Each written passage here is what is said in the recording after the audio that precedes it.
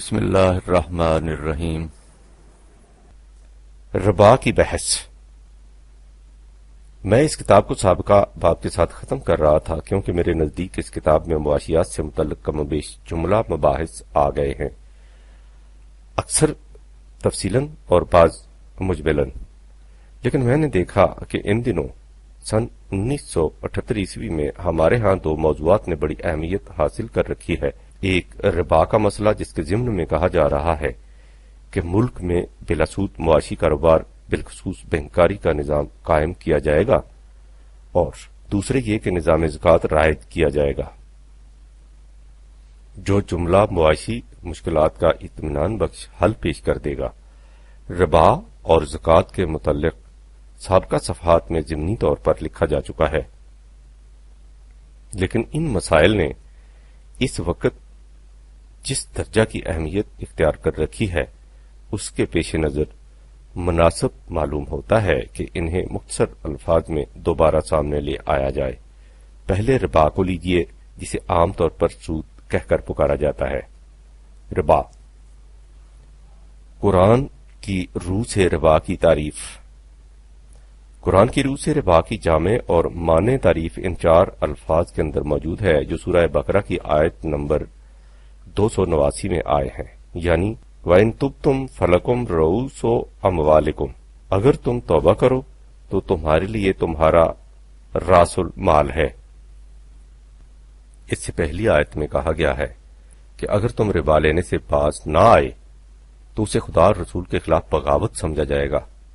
اس کے بعد مندرجہ بالا آیت میں کہا ہے کہ اگر تم ربا لینے سے باز آ جاؤ اور توبہ کرو تو تم اپنا اصل زر واپس لے سکتے ہو۔ اس کے بعد ہے لا تظلمون ولا تظلمون 2/289، اس سے نہ تم کسی پر ظلم کرو گے نہ تم پر ظلم ہوگا۔ اس سے واضح ہے کہ اگر صرف اصل زر واپس لیا جائے تو اس سے مقروض پر ظلم نہیں ہوتا، اگر اصل زر سے کچھ بھی زیادہ لیا جائے تو یہ مقروض پر ظلم ہوگا۔ اسی کا نام ربا ہے، یعنی زر اصل سے کچھ بھی زیادہ لینا۔ ربا کی اس قرآنی تعریف کی روح سے اس مسئلہ میں نہ کسی قسم کا الجھاؤ رہ جاتا ہے، نہ التباس، نہ کوئی دشواری پیش آتی ہے، نہ مشکل۔ عام طور پر کہا جاتا ہے کہ سود در سود، سود مرکب تو حرام ہے لیکن سود مفرد حرام نہیں، تو یہ بوجہ غلط ہے۔ اس کی تائید میں حسب ذیل آیت پیش کی جاتی ہے، یا ایھا الذین آمنوا لا تاکلوا الربا اضعافا مضاعفۃ 3/129۔ اس کا ترجمہ یوں کیا جاتا ہے، اے ایمان والو، یہ دو چند سہ چند ہونے والا ربا کھانا چھوڑ دو۔ یہ ترجمہ صحیح نہیں۔ امام راغب نے کہا ہے کہ اس آیت میں مضاعفتاً دراصل ضعفن سے ہے جس کے معنی کم کرنے کے ہیں، ضعفن سے نہیں جس کے معنی بڑھانے کے ہیں۔ لہذا آیت کے معنی یہ ہے کہ ربا جسے تم سمجھ رہے ہو کہ اپنے روپے کو بڑھانا ہے، بڑھانا نہیں بلکہ در حقیقت ضعفن کم کرنا ہے۔ ربا سے معاشرہ کی دولت کم ہوتی ہے اور سود خوار کی کمانے کی صلاحیتوں اور قوتوں میں کمی واقع ہو جاتی ہے۔ اس سے قومی معیشت بہت گھٹ جاتی ہے، بڑھتی نہیں۔ یہ ایک ایسی حقیقت ہے جس کے لیے کسی دلیل اور شہادت کی ضرورت نہیں۔ ربا سے افراد کی کمانے کی صلاحیتیں مفلوج ہو جاتی ہیں اور قومی دولت میں کمی آ جاتی ہے۔ قرآن کی روح سے ربا کے معنی ہوئے اصل زر سے کچھ زیادہ لینا۔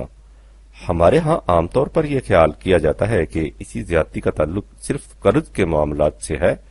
یہ صحیح نہیں، یہ ایک جامع اصول ہے اور قرآنی نظام معیشت کی پوری عمارت اسی بنیاد پر اٹھتی ہے۔ اصل سوال یہ ہے کہ کیا معاوضہ محنت لیبر کا ہے یا سرمایہ کیپٹل کا بھی؟ قرآن کا فیصلہ یہ ہے کہ لیس للانسان الا ما سعی 53/39۔ انسان صرف اپنی محنت کے معاوضہ کا حقدار ہے، سرمایہ کوئی ایسی چیز نہیں جس کا معاوضہ طلب کیا جائے۔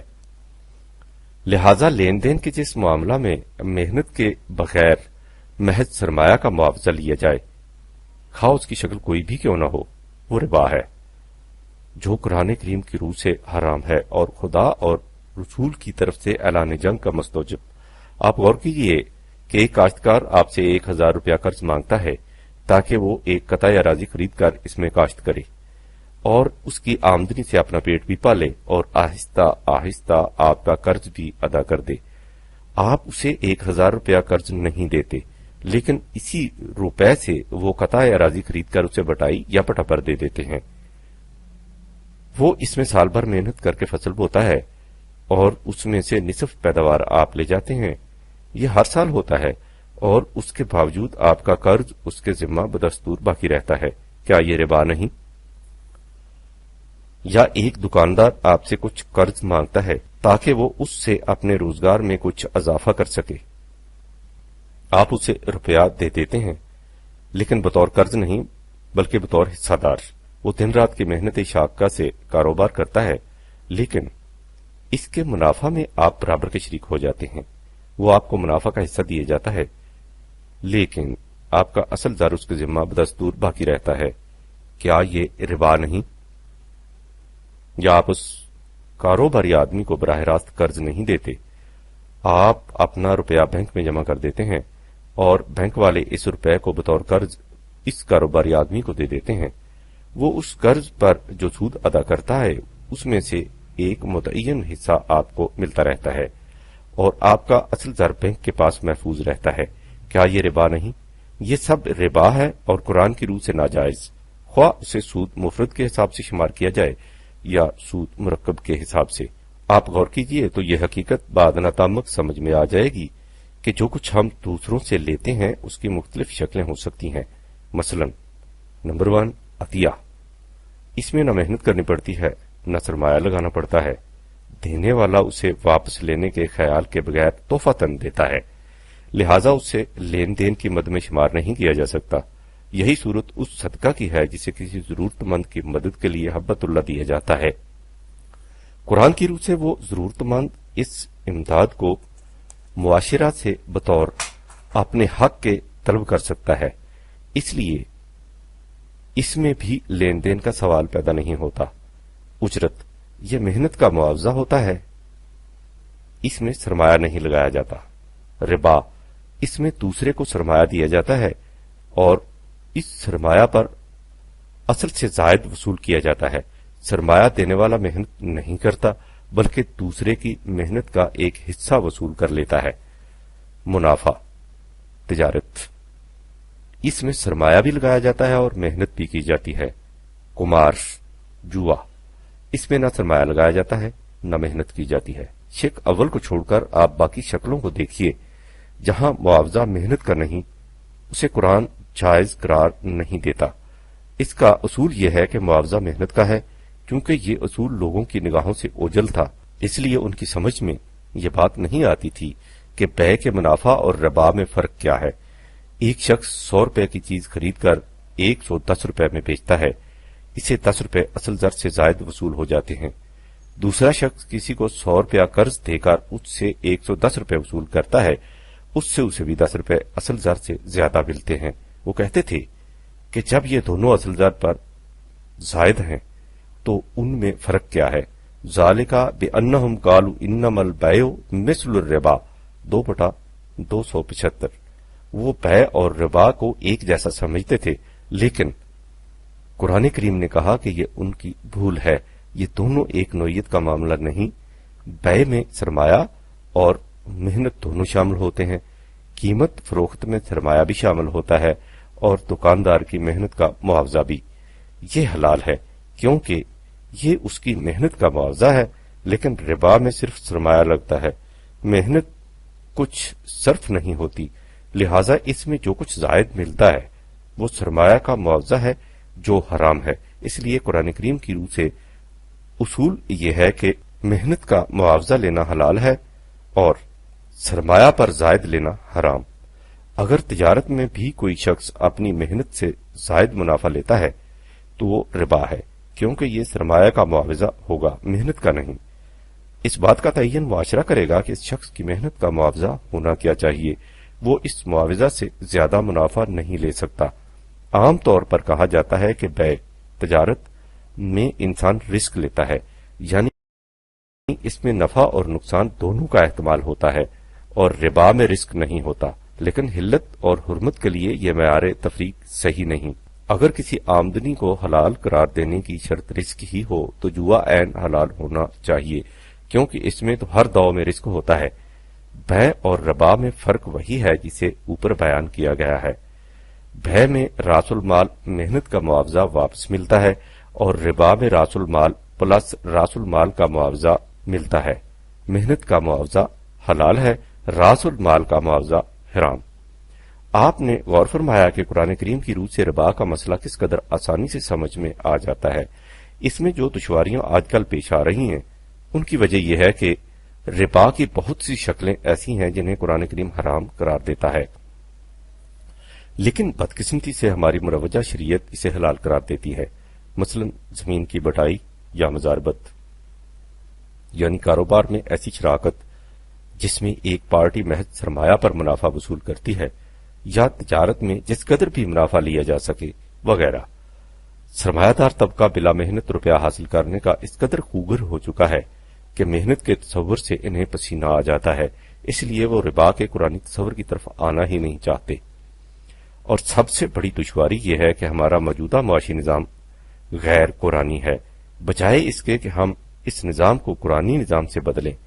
چاہتے یہ ہیں کہ اس میں پیوند لگا کر اپنے آپ کو دھوکہ دے لیں کہ یہ قرآنی ہو گیا ہے، لیکن وہ پیوند اصل کے ساتھ فٹ نہیں بیٹھتا۔ اس لیے ہم کوشش یہ کرتے ہیں کہ اس میں کچھ قطر بیونت کر کے اسے کسی نہ کسی طرح اصل کے ساتھ چپکا دیا جائے، لیکن یہ کوشش کبھی کامیاب نہیں ہو سکتی۔ قرآنی نظام ایک غیر منقسم وحدت ہے، اس میں غیر قرآنی پیوند کبھی فٹ بیٹھ ہی نہیں سکتا۔ قرآن کے معاشی نظام کی روح سے زمین ذریعہ رزق ہے جسے اللہ تعالیٰ نے ہوا، پانی، روشنی کی طرح نوع انسان کی پرورش کے لیے بلا مزد و معاوضہ عطا کیا ہے۔ اس پر ذاتی ملکیت کا سوال ہی پیدا نہیں ہوتا، یہ امت کی تحویل میں رہے گی تاکہ وہ اس سے تمام افراد کو رزق پہنچانے کا انتظام کرے۔ زمین سے مراد ہر وہ چیز جو زمین سے برآمد ہو، اس میں اناج اور مصنوعات کے لیے خام مسالہ سب آ جاتے ہیں۔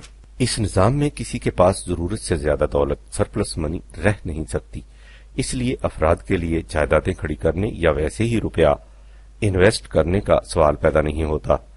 اس میں تمام افراد مملکت کی بنیادی ضروریات زندگی مہیا کرنے کی ذمہ داری نظام پر عائد ہوتی ہے، اس لیے کسی کو اپنی ضروریات پوری کرنے کے لیے کسی کا دست نگر نہیں ہونا پڑتا، لہذا اس میں سودی لین دین کا سوال ہی پیدا نہیں ہوتا، حتیٰ کہ اس میں انفرادی تجارت کا بھی سوال نہیں پیدا ہوتا۔ اس میں دکاندار اشیاء ضروریات تقسیم کرنے کا ایجنسی ہوگا، اسے نفع اندوزی کا ذریعہ نہیں بنایا جائے گا، اسے اس کی محنت کا معاوضہ نظام کی طرف سے ملے گا۔ آپ نے غور فرمایا کہ اس نظام میں ربا کا سوال ہی پیدا نہیں ہوتا۔ حقیقت یہ ہے کہ ربا سود کا نام نہیں، یہ ترجمان ہے اس معاشی نظام کا جو قرآن کے معاشی نظام کی یکسر ضد ہے۔ قرآنی نظام میں ہر فرد زیادہ سے زیادہ محنت کر کے کم از کم اپنے پاس رکھ کر زیادہ سے زیادہ دوسروں کو دیتا ہے۔ غیر قرآنی نظام میں ہر فرد کی کوشش یہ ہوتی ہے کہ محنت دوسرے کریں اور اسے بلا محنت زیادہ سے زیادہ ملتا جائے۔ یہ دونوں نظام اس قدر ایک دوسرے کی ضد ہیں کہ قرآن نے اس نظام کو خدا اور رسول کے خلاف بغاوت قرار دیا ہے۔ یہ نظام فی الواقع قرآنی نظام سے بغاوت ہے۔ اب اس کے بعد آپ سوچئے کہ کیا یہ کسی طرح ممکن ہے کہ ہمارا نظام تو غیر قرآنی رہے اور ہم اس کے اندر رہتے ہوئے ربا کے مسئلہ کا کوئی اطمینان بخش حل تلاش کر لیں۔ اس قسم کی کوشش ہم نے اس سے پہلے اپنے جاگیرداری اور ذمہ داری دور عہد عباسیہ میں کی، تو اس کا نتیجہ یہ ہوا کہ ہم نے زمین کی بٹائی، مزاربت، تجارت میں غیر محدود منافع وغیرہ کو جائز قرار دے کر اپنے آپ کو فریب دے لیا۔ اگر ہم نے اب اپنے موجودہ سرمایہ دارانہ نظام کو اعلی حال ہی رکھتے ہوئے اس میں سود، ربا ختم کرنے کی کوشش کی تو اس میں کبھی کامیابی نہیں ہو سکے گی۔